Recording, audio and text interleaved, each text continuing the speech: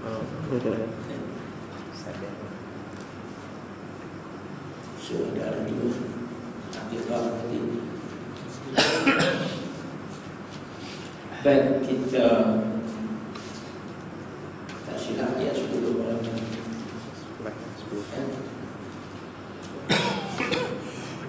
Alhamdulillah syami'an min syaitanir rajim.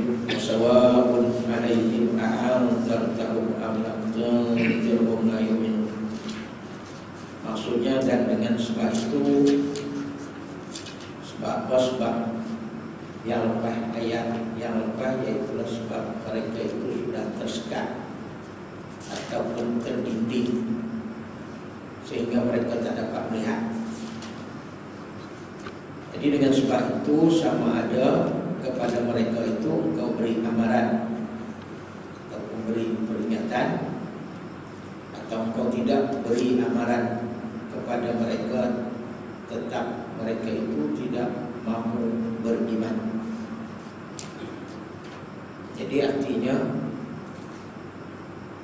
kalau sudah di depan mereka dulu ada sekatan atau ada dinding,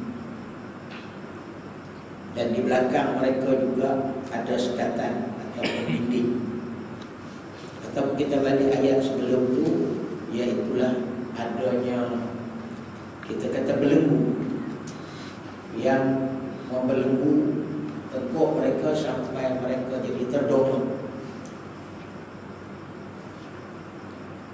Artinya tak boleh tengok juga, terdongak ke atas, tak dapat nak tengok. Jadi bila manusia itu sudah tidak boleh melihat kerana adanya sekatan-sekatan yang menyekat penglihatannya tadi.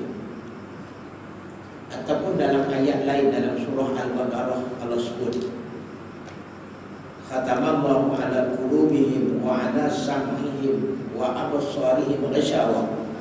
Samalah di Quran tu lah. Hati mereka telah terkunci, dicop, dimetri, pendengaran dan penglihatan, dan mereka ada ghishawah, ada tutupan, ada sekatan juga, macam dinding tersekat. Maknanya, bila manusia sudah sampai kepada satu peringkat yang menyebabkan mereka itu tak boleh tengok dan tak boleh dengar, jadi dia akan jadi macam ni.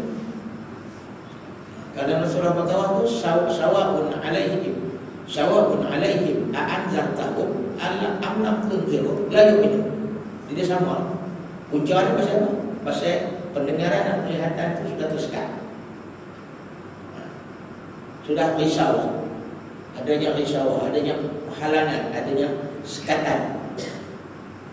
Jadi sebab itu dulu kita telah sebut, jangan sampai harta kita, kekayaan kita, harta kita, pangkat kita, kemewahan, kesenangan, dunia dan sebagainya ini menjadi sekatan, halangan. Boleh ambil dan tak boleh. Boleh ambil kekayaan, boleh ambil dunia, boleh ambil pangkat, boleh ambil. Tapi yang tak boleh, jangan dia jadi halangan. Jangan dia sampai menghalang kita melihat kebenaran. Jangan dia jadi halangan kita daripada melihat adanya akhirat. Jangan dia jadi sekatan dan halangan sehingga kita sudah tidak nampak adanya ganjaran pahala dan dosa di sana. Itu yang tak boleh. Ya, itu yang tidak boleh. Tersekat. Jangan sampai tersekat. Jangan dia sampai jadi halangan. Kan kita ni banyak yang menyekat kita, yang menghalang kita atau yang membelenggu kita. Kadang-kadang kita membelenggu dengan kerja buat kita, kerja buat kita jadi halangan untuk kita kita mengingati Allah. Dia punya buat kerja sampai lupa. Dia dah jadi sekatan, jadi halangan.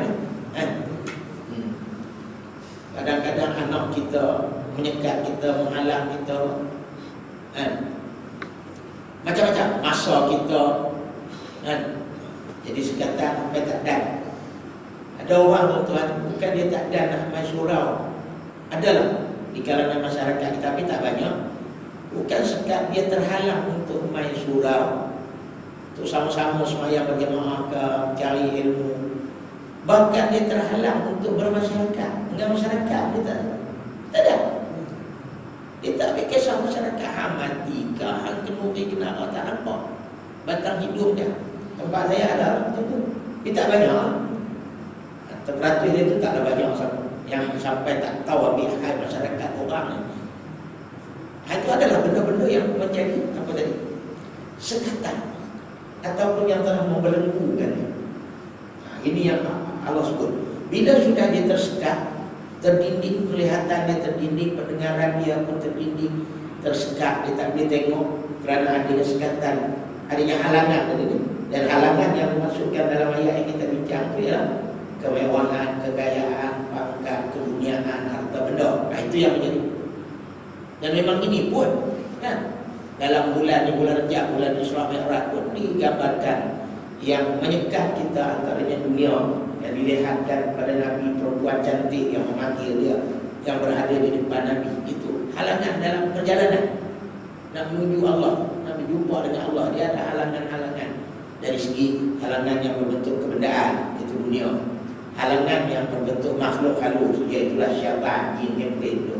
Halangan yang makhluk bertubuh kasar. Dia ambil contohlah Yahudi Nasara sebab yang lihat jahat.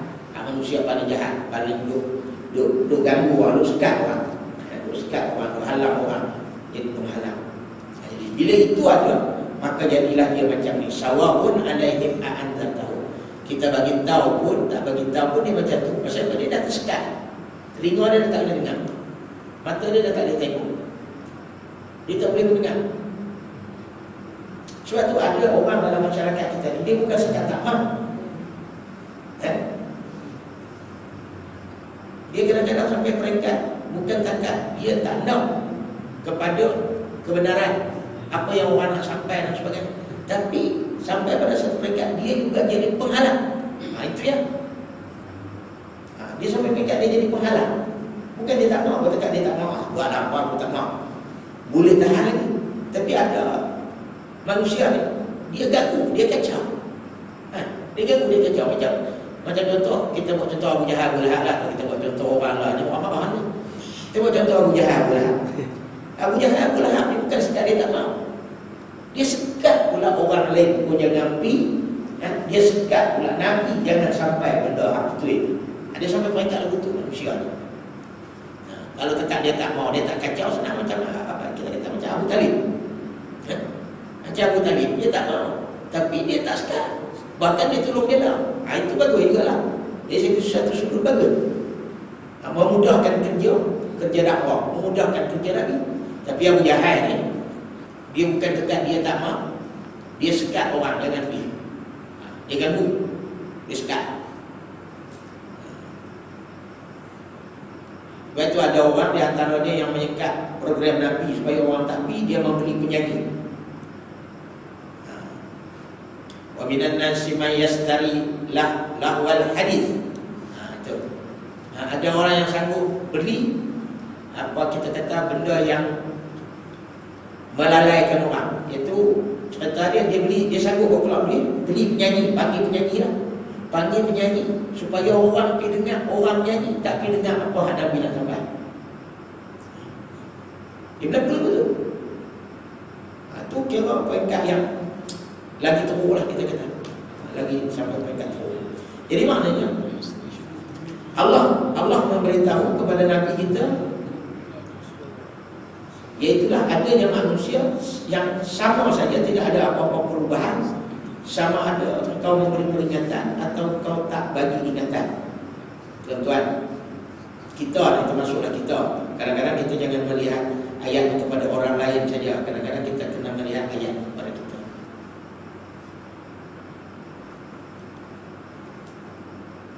Apabila kita sudah kena benda-benda yang menyekat kita tadi,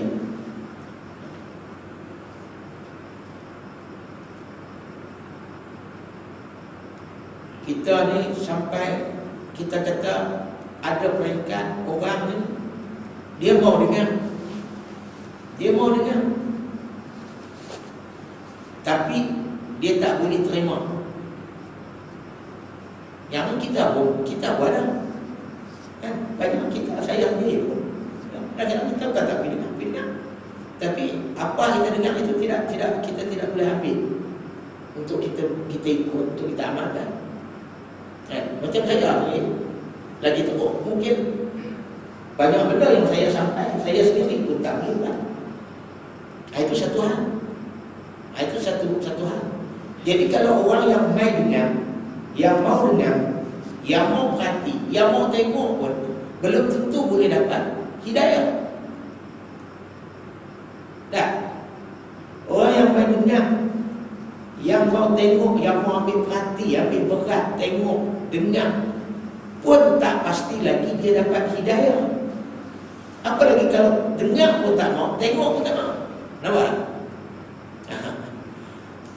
Ya tak? Kalau kita nak main dengar pun tak mau, nak perhati, ambil tahu pun tak mau, macam mana nak dapat hidayah? Sedangkan orang yang main dengar pun, kita yang main dengar, yang lebih mengaji rata ni, sampai kita kata kalau buku lali itu sampai hitam, buku lali dan buku lali itu pun punya mengaji pun tak tentu nak dapat hidayah lagi. Kerana hidayah ni milik Allah Subhanahu Wa Taala. Tak tentu. Banyak dah ilmu ni, bukan sikit. Kita mengaji banyak, tapi adakah semua yang kita pergi dengar, kita mengaji, kita boleh buat, kita boleh ikut? Dah. Kita akui dah. Dah. Tapi sekurang-kurang teringat je lah, dah Allah banyak benda tak buat. Sekurang-kurang dia ada juga perasaan tu.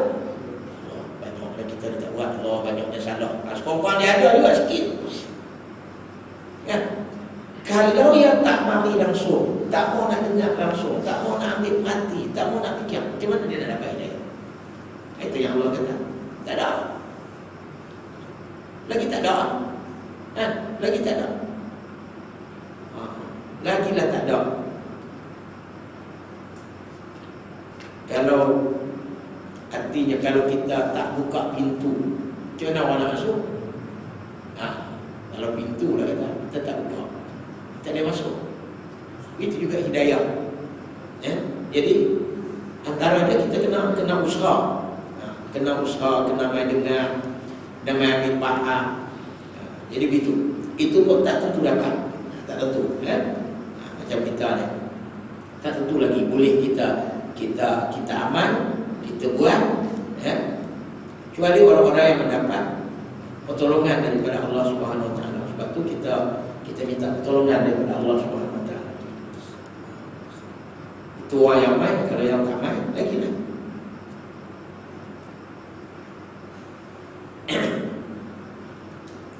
Dan hak paling teruk lagi, yang saya kata tadi, iaitulah mereka akan menyekat, menghalang dan mengambil tindakan. Sebab tu nanti kita akan jumpa ayat di mana mereka memberi amaran kepada rasul-rasul yang telah menyampaikan risalah Allah ini dengan ancaman untuk ambil tindakan rejam. La illan tantahu lanarjumanakum. Ayat apa tanya ke depan kita akan jumpa. Cuba kita sebut sekali lalu saja bagaimana orang yang tidak mahu ini, bukan setakat dia tak mahu, dia akan cuba sekat, dia akan cuba halang. Maka kisah macam mana penduduk Antakiyah yang diutuskan 3 orang rasul itu mengancam rasul itu, la illam tantahu lanarjumanakum. Kalau hang tak berhenti buat kerja menyerbu kami ni, berdakwah ni,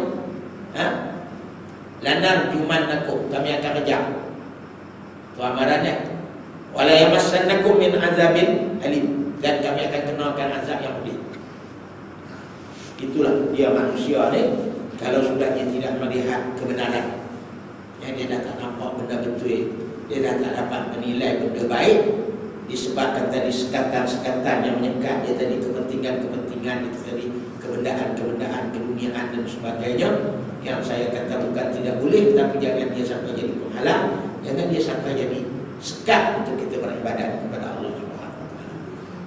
Tak kira apapun, kawan dah, jangan sampai kawan kita jadi penghalang. Sebab itu kawan yang baik ialah kawan yang boleh mendorong kita untuk berbuat kebaikan yang memperingatkan kita. Kadang-kadang kawan kita kan kalau dapat suatu ni lah, nampak? Biar kawan itu tu, kita pergi jalan. Kalau kawan yang baik antaranya, kita masuk tu, kita sembahyang dulu.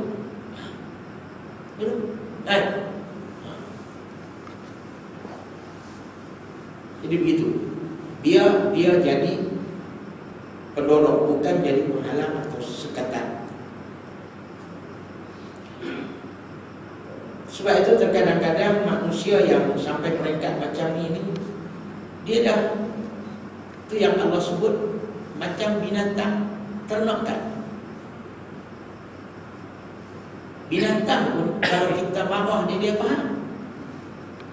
Dia faham. Ya? Binatang ya? Boleh diajar. Boleh diajar. Kadang-kadang kita marah dia faham. Ya? Faham tak? Kadang-kadang kucing kan, memang dekat kita kacau kata, dia lari. Dia reti lah maknanya. Ya? Ada binatang yang kita boleh ajak dia, dia boleh batuk. Antaranya anjing. Tengok anjing yang terlatih tu. Tuan dia tahu benar dalam laut. Kalau kita semua pergi terjun dalam laut tapi kan boleh mati dia. Anjing tapi bawa kan anjing yang terlatih. Sampai dalam Islam ni anjing kita boleh guna untuk berburu binatang, dan buruan dia itu boleh kita ambil, boleh kita makan, melih kita makan sebagainya yang terlatih. Sama dengan kami itu. Pasal itu ada ayat Allah sebut ulaika kal an'am, mereka itu macam binatang ternakan. Balhum adan, Allah teruk pada tu. Bila manusia ni yang sampai dah tak boleh dia bagi nasihat, sampai dia tak boleh dengar. Ada orang dia boleh dengar nasihat, cuma dia tak boleh batuk. Ya, saya faham. Apa akil abang yang betul. Jadilah sekolah. InsyaAllah saya cuba buat, tapi tak buat juga. Itu sekolah mana dia boleh terima. Tapi ada orang yang langsung tak boleh diterima, tak boleh nak ditegur, tak boleh nak diajak, tak boleh nak dinasihati. Sebab itu Allah kata kadang-kadang manusia ini lebih teruk daripada binatang. Ialah kalau kita tengok memang sungguh pun, pasal apa, binatang kalau teruk macam mana pun dia tidak ditaklid dengan syariat, tidak masalah lah. Innama tunziru man ittaba'a dzikra wa khashiya ar-rahmana bil ghaib wa bashirhu bi maghfirati wa ajrin karim. Maksudnya sesungguhnya peringatan dan amaran yang memberi kesan dan mendatangkan faedah. Tadi Allah sebut yaitulah amaran dan peringatan yang tidak berkesan. Ya. Satu ajaran yang tidak berkesan, tidak memberi kesan kepada manusia yang sudah tersekat dan terdinding tadi. Sekarang Allah nak cerita kenapa tak berkesan. Dah Allah cerita kenapa tak berkesan yang peringatan tadi. Sekarang Allah nak bagi tahu pula peringatan tu berkesan pada siapa. Tadi peringatan tak berkesan kepada orang yang begini-begini, yang telah tersekat, telah terdinding, terhalang atau terbelenggu dengan keduniaan, pangkat, kekayaan dan sebagainya. Sekarang ayat 11 ni Allah nak cerita pula peringatan itu berkesan, akan berkesan kepada siapa. Ini dia. Innama tunziru, sesungguhnya peringatan. Peringatan tadi ni yang diberi, inzar tadi, tazkirah tadi ni, yang akan memberi kesan, dan akan mendatangkan faedah, dan dia akan mengikuti manittaba'a zikra, dan dia boleh ikut.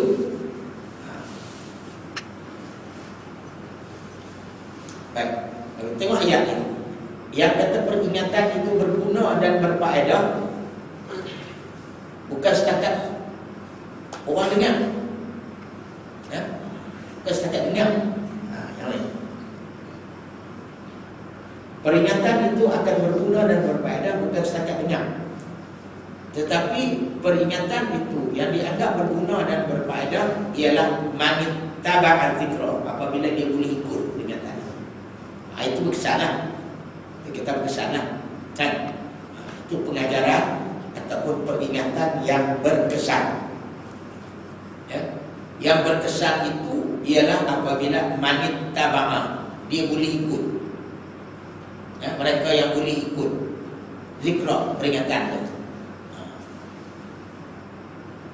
Kalau macam anak kita contoh, kita bagi peringatan ada abang jangan buat macam ni tau. Dia ikut, itu berkesan. Itu berkesan. Berkesan. Siapa dia? Ya. Iaitulah orang yang sedia mengikut.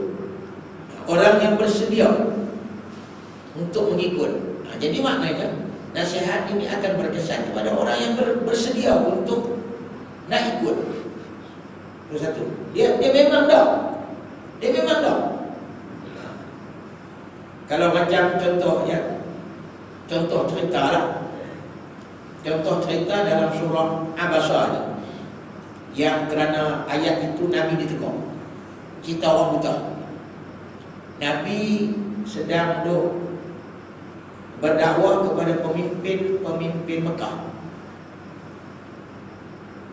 Tiba-tiba Mat Abdullah Umi Maktum yang buta kerana dia tak nampak Nabi sedang buat apa, maka masa tu dia minta Nabi supaya membacakan ayat-ayat atau wahyu yang Nabi dapat dekat dia.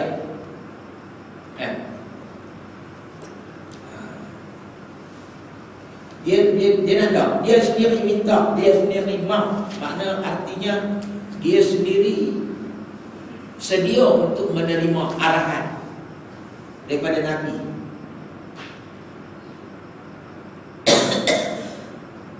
Sedangkan pembesar Mekah yang Nabi beri perhatian, beri tumpuan sehingga Nabi tak layan kedatangan Abdullah itu. Nabi masa Mekah, ya, sampai Allah tegur Nabi. Dan Allah cerita kepada Nabi bahawa orang buta yang main ni orang yang berkehendak, yang dok kepada pengajaran. Sedangkan pembesar Mekah yang Nabi bagi tumpuan itu tak ada, orang yang tak mau. Allah kata, orang yang tak mau. Jadi Nabi ditegur. Ialah Nabi itu ingat kalau hak besar dia ikut, kepala dia ikut, ekor dia ikut. Itu Nabi kaget tu. Rupanya kepala dia ni tak mau. Pasal apa tak mau?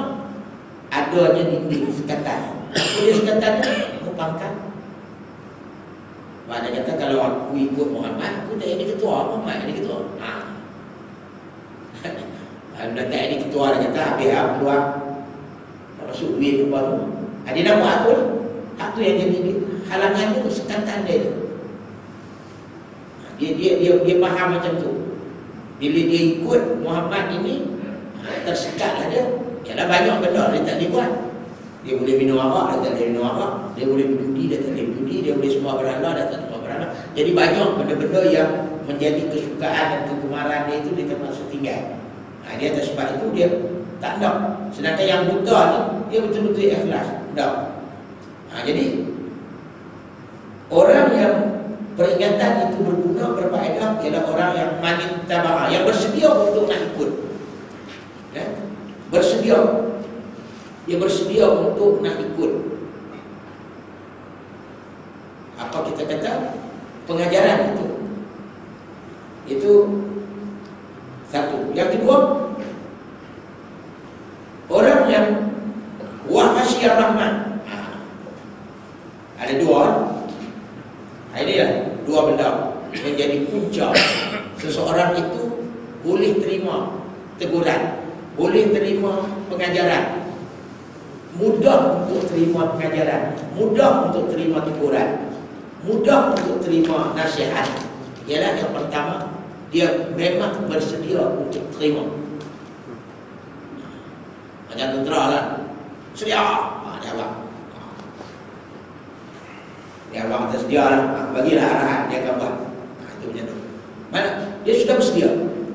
Dia buka. Sebab tu apaman syaraha sadrahu lil Islam bahwa ala nuri mir rabbih. Siapa yang buka dada dia, mana dia buka?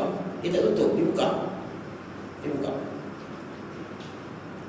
Bila dia buka, dia lapangkan dada dia, dia buka, dia lapangkan dada dia. Dia buka dada dia. Maka bahwa ala nur mir rabbi, maka dia tu berada di dalam cahaya Tuhannya.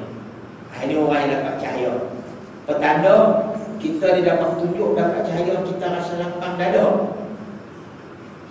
Kita rasa lapang dada dengan arahan-arahan Allah Subhanahu wa taala. Kita ni tuan-tuan buat juga no. Tapi dia bukan lapang, dia bukan rasa syok. Tak tahulah saya, tuan-tuan, saya tak tahu.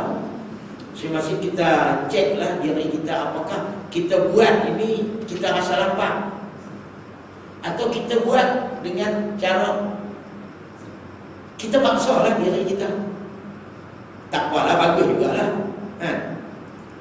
dengan tak buat langsung. Tapi itulah kita. Sebab tu orang kata orang yang dapat nur ini, dia rasa lapang dada dengan apa yang disuruh, dan dia rasa sempit dada dengan dosa.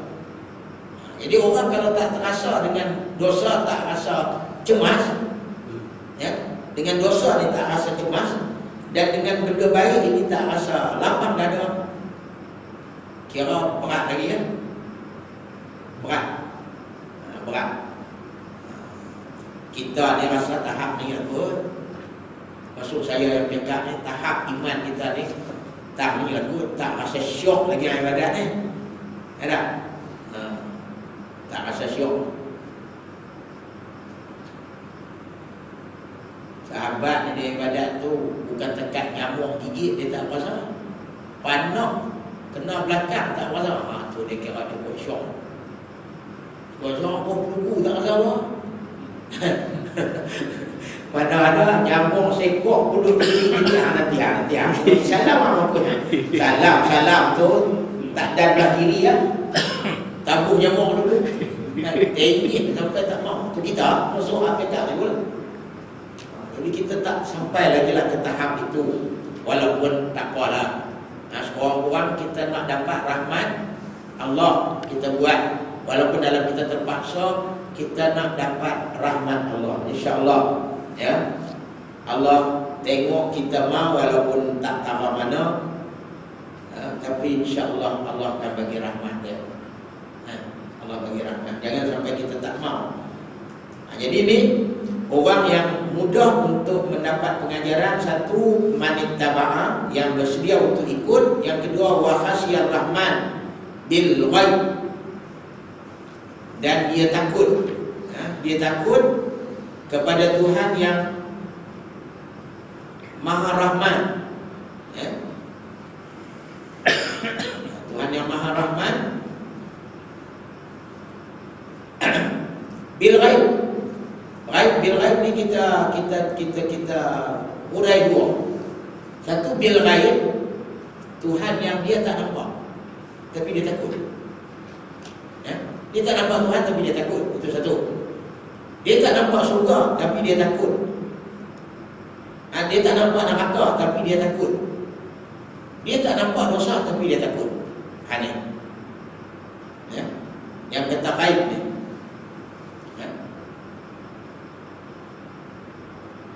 Tu orang takut sungguh. Kira orang ni takut sungguh ni macam mana? Ialah orang yang takut sungguh ni ialah dia tak nampak dia takut. Tu kira takut sungguh. Takut sungguh. Tak nampak pun takut. Tambah kalau nampak duduk depan, jadi takut lah. Aku takut dengan ketua tu gini. Dan ketua tak ada awal. Tu kira takut semua. Takut semua. Ada kita setengah pengetua ada orang takut kan. Bos lah. Tak kira lah kalau pengetua tu sekolah. Kalau bos ada baru kita takut. Setengah orang kan. Ada orang bos tak ada pun dia takut. Artinya dia buat kerja macam bos ada. Itu kira hebat lah. Takut yang cukup hebat. Bila baik tak nampak pun takut. Tak nampak neraka dia takut. Tak nampak Allah dia takut. Tak nampak dosa dia takut. Itu kira hebat lah. Hebat. Bila baik. Waktu di antara ciri orang beriman yu'minuna bil ghaib, dia beriman dengan benda ghaib, benda tak nampak. Dan sebab itu saya kata dulu benda ghaib ni dia disebut dengan yu'minu, yakin. Yakin. Sampai benda ghaib ni orang boleh terima, boleh percaya bila dia yakin. Kan? Benda nampak tak perlulah sebab nampak. Benda tak nampak memang perlu kepada yu'minu, perlu kepada keyakinan. Jadi orang yang sedia untuk ikut ni antaranya ialah orang yang takut kepada Tuhan yang Maha Rahman dalam keadaan dia tak nampak Allah. Itu satu. Itu maksud tak nampak. Ya. Itu tak nampak ni. Ya. Satu lagu tu. Yang kedua, membawa maksud dia takut kepada Allah ni dalam keadaan kita kata dia tidak dilihat oleh orang. Dia tak dilihat oleh orang. Itu lagi satu bentuk kita nak faham bil ghaib inilah. Maknanya ada kan setengah orang ni, orang ramai ada baru dia buat. Kalau dia seorang-seorang dia tak buat. Jadi tahap yang paling baik dari segi kita takut itu ialah tahap ketika kita tak dilihat orang. Itu cukup hebat. Sebab itu beribadat di tengah malam itu cukup hebat, membentuk peribadi dan dia membentuk ikhlas. Masa apa ikhlas? Masa tak ada orang tengok. Dia seorang-seorang tengah malam, siapa pun tak tengok. Bukan dekat kawan dia tak tengok, bukan dekat orang tak tengok, bini, anak bini pun tak tengok. Akhirnya cukup hebat. Inilah cukup hebat, tahap orang yang cukup hebat. Kita ni kadang-kadang depan orang kita buat ibadat okey lah. Contoh kita balik kepada contoh kita buat kerja lah, contoh dia senang buat kerja. Ketika ada bos dengan ketika bos tak ada, apa mereka macam mana? Dia punya kualiti kerja macam mana? Kalau kualiti kerja kita macam tu juga tahap dia. Pendek kata macam mana ada bos depan. Itu yang kata cemerlang tu, ihsan tu. Ihsan lah. Sampailah tahap ihsan aja lah. Dia sampailah tahap ihsan yang disebut mal ihsan an ta'budullah ka'annaka tarah fa illam takun tarah fa innahu yaraka. Engkau buat ibadat macam kau tengok Allah duduk depan. Kalau engkau tak tengok Allah duduk depan, engkau yakin yang Allah sedang perhati. Tu sampailah tahap yang dikatakan ihsan, iaitu kecemerlangan. Ini makna ghaib ini dalam dua makna. Satu ghaib artinya dia beribadat kepada Allah dalam keadaan dia takut kepada Allah walaupun dia tak nampak Allah. Dia beribadat dalam keadaan dia tak nampak pun dosa dan neraka itu, tapi dia tetap buat. Itu satu. Dia buat ketaatan itu sama ada di depan orang tengok, atau waktu dia seorang-seorang. Dia bersembunyi, siapa pun tak nampak. Dia buat macam itulah. Kita ni kalau sembahyang di surau panjang, kita lah. Kalau di rumah lebih kurang kan. Kadang-kadang lah ada orang yang macam tu. Di rumah dah orang tengok takut. Jadi itu tak satu benda yang kita kata akhirnya menyebabkan kita kalau buat pun tak akan bersungguh, tak akan bersungguh. Tapi orang yang yakin dan bersedia, yakin dengan Allah dan bersedia untuk maknanya melaksanakan apa yang disuruh,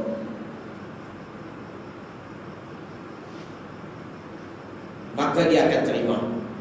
Macam cerita Abdullah itu, walaupun dia buta, tapi dia bersedia sehingga dia jumpa Rasulullah. Alimni mimma allamakallah, ajarlah kepada aku apa yang Allah ajar. Tiap-tiap hari dia berjumpa Nabi untuk dapat pengajaran, kod-kod ada wahyu baru turun. Jadi sebab itu Abdullah ini bila Nabi ajarnya dia mudah terima, dia mudah ikut, pasal dia telah bersedia untuk menerima arahan Rasulullah dan untuk mengikut arahan itu disebabkan wahasiat rahman. Jadi adanya rasa takut dia kepada Tuhan yang Maha Rahman, walaupun dalam keadaan bil ghaib, dalam keadaan dia tak ditengok orang, ataupun dalam keadaan dia tidak melihat Allah Subhanahu wa taala. Maka babashirhu bima'firati wa ajrin karim. Ini balasan yang akan diterima.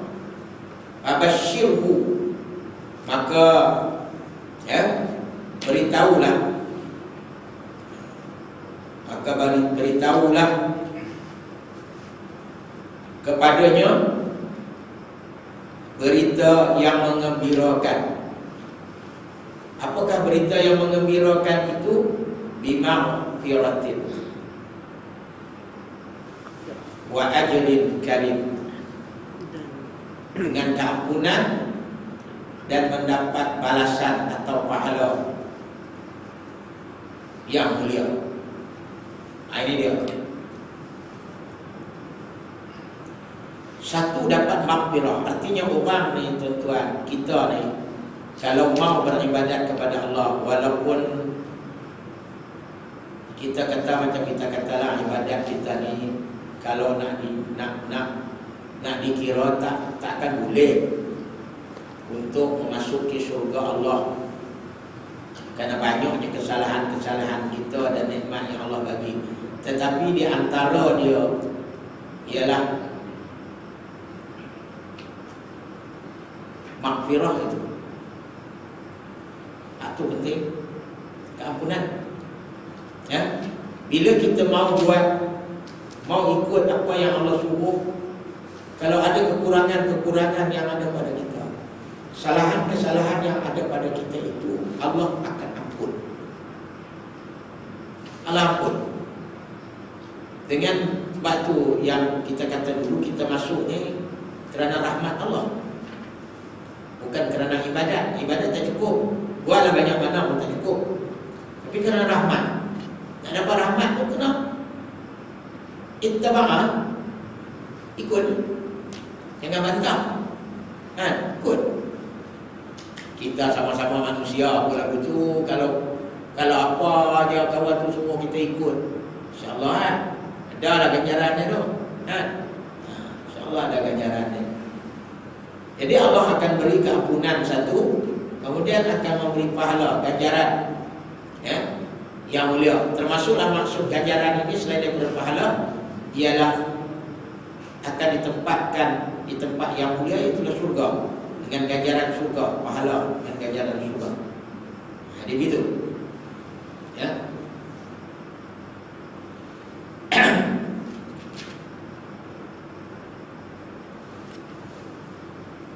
Habis ayat ni, kemudian kira-kira di mana ayat 9 tadi. Dan sejam 9 bulan sekali ni.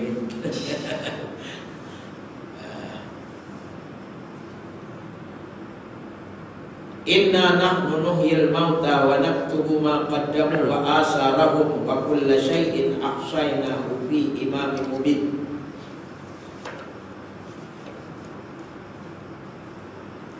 Yang ni Allah nak bawa ayat ni adalah nak bagi tahu tentang kekuasaan Allah lah. Ya. Yang kita disuruh ikut tadi ni, suruh ikut apa yang Rasul suruh, apa yang Allah suruh buat, apa semua tadi ni. Ya. Pasal ni lah cerita dia, pasal ayat 12 ni. Kalau tak ada hak ni, tak ikut ke apa? Tuhan suruh buat, tak payah buat, tak apa. Rasul suruh buat, tak payah, tak apa.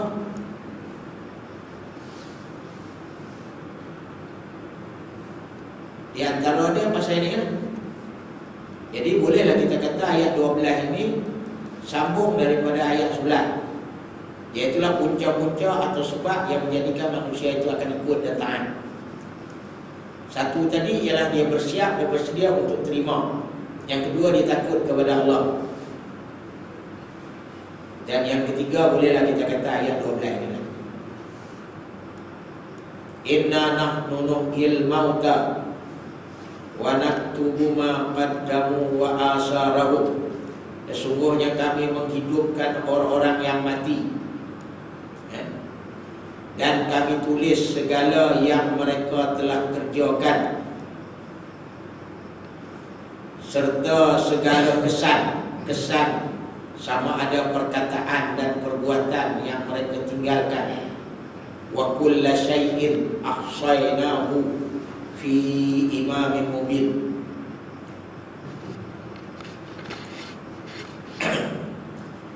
Dan tiap-tiap suatu itu kami catatkan satu persatu dalam kitab, yaitu ibu suratan ataupun imam ni kita kata apa, ketua. Buku besar lah, buku besar, dia senang faham. Buku besar, kita kata ibu kitab ke, kepala kitab ke, payah nak faham lah ni buku besar lah. Orang duk buat kerja ni dia memang ada buku besar lah. Buku besar kan, semua cantik tu. Kalau terutama orang yang pegang akaun kira-kira, duit masuk keluar, dia ada buku besar tu. Ada buku besar lah. Nak tahu bukan buku besar tu lah. Artinya buku besar tu teliti lah. Teliti. Hak penyata kira-kira, hak bagi dalam surat tu tak teliti. Itu kesimpulan dia saja. Nak tahu teliti tak teliti, buka buku besar. Artinya kitab ni kitab yang sangat teliti, yang mencatat semua. Sehingga disebut kulla syai'in, kesemua. Tak ada satu lah tinggal. Tak ada. Sebab tukang catat ni bukan jenis macam manusia. Boleh terima rasuah dan boleh lalai. Boleh mengantuk ke apa semua, tak ada. Boleh lenguh ke, lenguh tak tinggal bila mengantuk ke apa, tak ada. Jadi dicatat semua. Sehingga manusia yang kafir nanti bila dia bangkit dibentangkan semua. Celaka, dia kata buku apa ni? Semua catat. Tu hak kafir apa? Terkejut dia. Terkejut pasal apa? Pasal dia tak kira. Jadi tu yang terkejut tu. Kalau dia percaya tak terkejut sangat, macam kita ni tak terkejut sangat. Tapi takutlah, susah hati takut tu tetap ada. Tapi taklah terkejut pasal dah tahu kata ada cantik. Tapi orang kafir semua terkejut. Alangkah terkejutnya mereka dengan mereka kata celaka, buku apakah ini? Tak ingat ayat dia tu. Lebih kurang macam tu. Jadi maknanya ini juga di antara ayat-ayat yang bagi motivasi untuk menjadikan kita ni mau beribadat, pasal kita diperingatkan bahawa kita semua ni akan dihidupkan semula selepas mati. Akan adanya hidup semula selepas mati. Kemudian akan adanya balasan dan hisab tadi ni, yang dikata ajrin karim tadi ni. Pasal apa ada balasan, adanya hisab? Pasal semua yang kita buat dicatat. Untuk apa Tuhan catat kalau tak kira? Yang bendahari duk cantik keluar masuk tu buat apa? Pasal nak kira lah. Kalau kata hang jadi bendahari, hang tak kira apa lah jadi bendahari sudah pegang duit. Tak payah cantik lah, pegang dia sudah kan. Tapi bila benda hari ni dia cantik, dia kira keluar masuk tu, untung rugi apa semua perbelanjaan dia kira. Jadi maknanya apabila kita mengingati bahawa kita akan hidup semula dan kita mengingati bahawa semua perbuatan kita akan dicatat oleh Allah Subhanahu Wa Taala, termasuk kesan dia, kesan. Sebab tu ada sahabat yang disebut dalam satu hadis yang nama dia Ummu Salamah.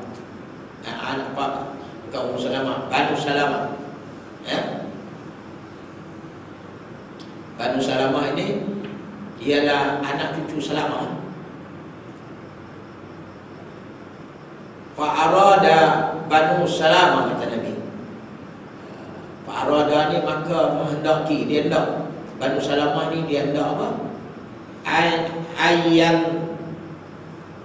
Ayyan tiqilu karbal masjid, bahawa dia hendak berpindah duduk dekat dengan masjid. Dia Banu Salamah ni dia rumah dia jauh dari masjid. Jadi dia hendak berpindah dekat dengan masjid. Kemudian pabalagha zalik, maka sampailah yang demikian itu, mana hasrat dia tu nak pindah ke masjid tu. Pabalagha zalika Rasulullah sallallahu alaihi wasallam, maka sampai berita dia nak pindah rumah ni, nak duduk kat masjid. Sampai kepada Rasulullah. Dia sampai kepada Rasulullah. Lalu faqala lahum,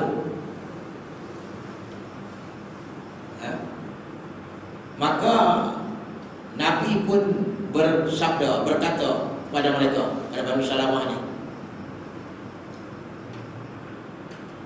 Nabi kata pada mereka ni, annahu balagani annakum turiduna an tantaqilu karbal masjid. Nabi kata, aku dengar sampai berita dekat aku, hampa ni hendak pindah duduk dekat masjid. Qalu na'am. Maka dia kata, ya. Kata, qalu na'am ya Rasulullah. Ya, betul ya Rasulullah. Qad aradna zalik. Qad aradna zalik. Sesungguhnya kami yang berkehendakkan macam itulah, kami nak macam itulah, nak pindah dekat masjid. Faqala Rasulullah sallallahu alaihi wasallam, maka Rasulullah sallallahu alaihi wasallam bersabda, ya Bani Salamah, wahai Bani Salamah, diyarukum taktubu asarakum.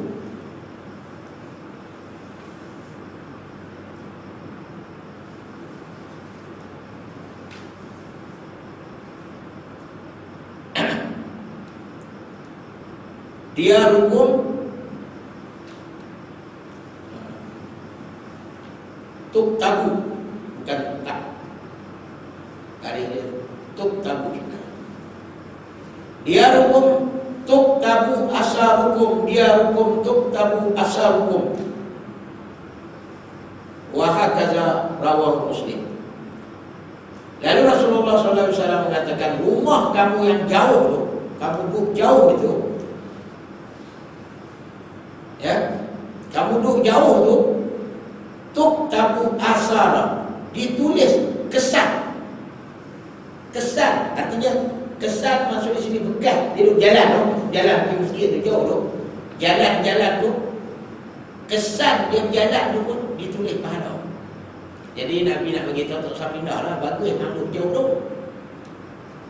Lagi banyak hang langkah, lagi banyak pahala, lagi banyak dosa. Tuan-tuan, kalau nak dapat pahala banyak main masjid, jalan kaki. Pahala banyak je lah. Kalau kereta korang sikit pasal sampai cepat. Sampai cepat. Kalau tak, jalan kaki. Ni hadis ni. Jadi Ummu Salamah nak pindah, dan Rasulullah kata, kamu main langkah, kamu main masjid, kamu berjalan jauh tu, dia punya asar. Asar itu ialah kesan. Kesan-kesan kamu berjalan tu, kesan tapak kaki, bekas-bekas itu akan memberi kesan, di mana kesan-kesan itu semuanya mendapat ganjaran daripada Allah Allah Subhanahu wa ta'ala. Lagi jauh, lagi banyak kamu langkah, selangkah ke masjid, gugur dosa, satu dosa, kemudian tambah satu pahala. Lagi banyak pahala. Sahabat bila dengar ni ada aduk dekat masjid, nak pindah hijau pula. Sahabat ni dia biasa tu, dia akan dengar. Dia tak dengar Rasulullah kata dia nak buat dulu. Kan? Hak duk dekat pula nak pindah bagi hijau supaya dapat pahala bagi banyak.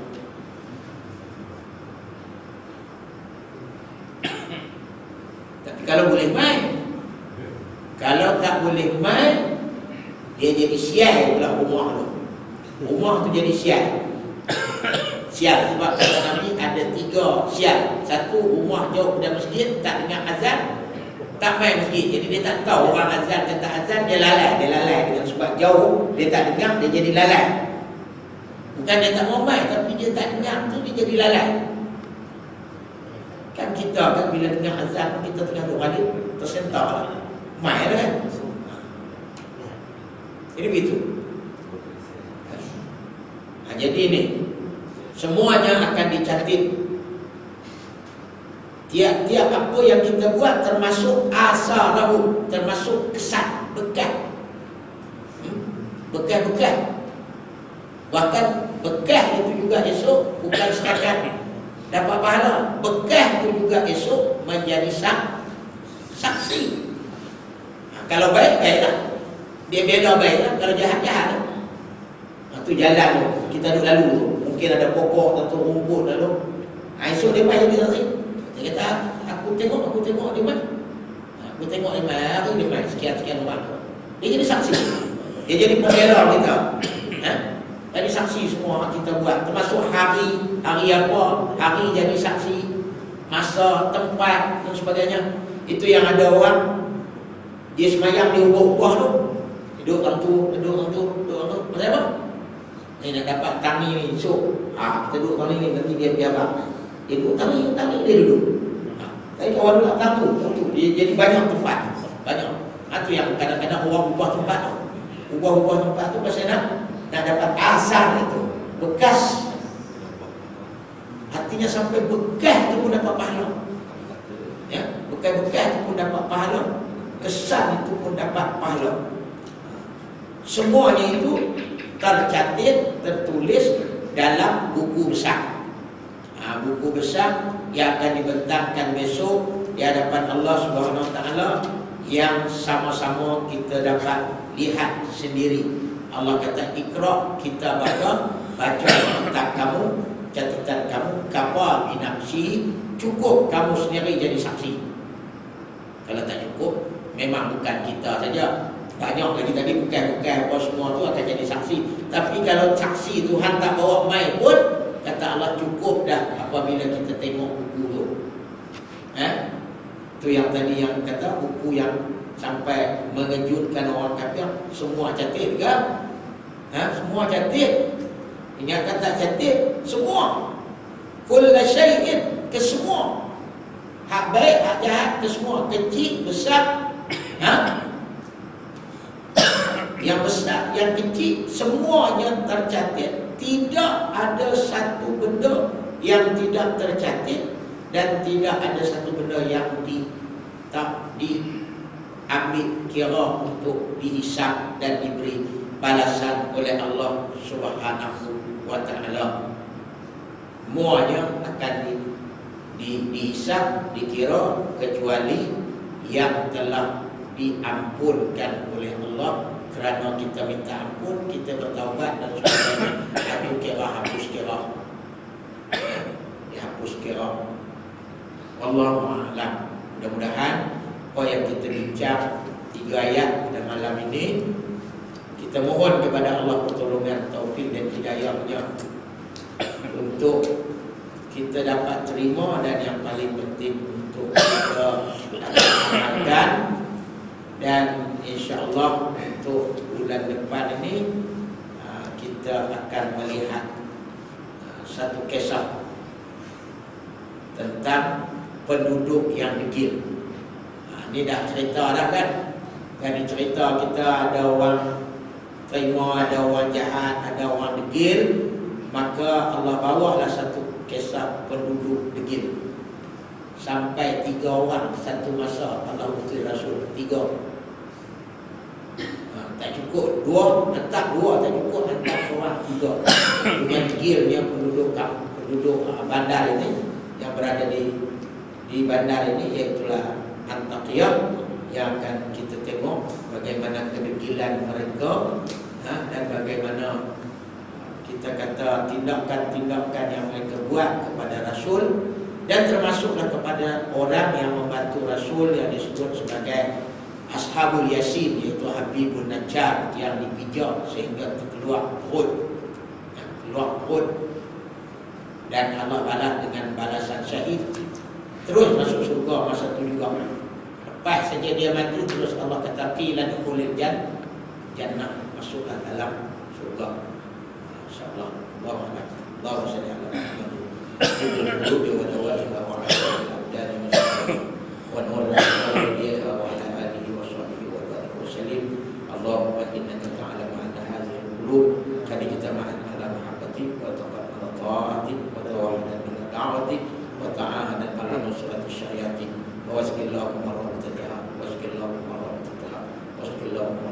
al-imdaha wa biha syulha wa amla'aha binurika allazi la yaqbu wasrah sudurha bi'idil iman bik wa jamilil tawakkul alaik wa ahya bima'rifatik wa milhana syahadati bisabilik innaka alamal maula wa ni'man nasir. Allahumma ja'alna minal ulama'il 'abidin wa la taj'al minal ulama'il ghafilin.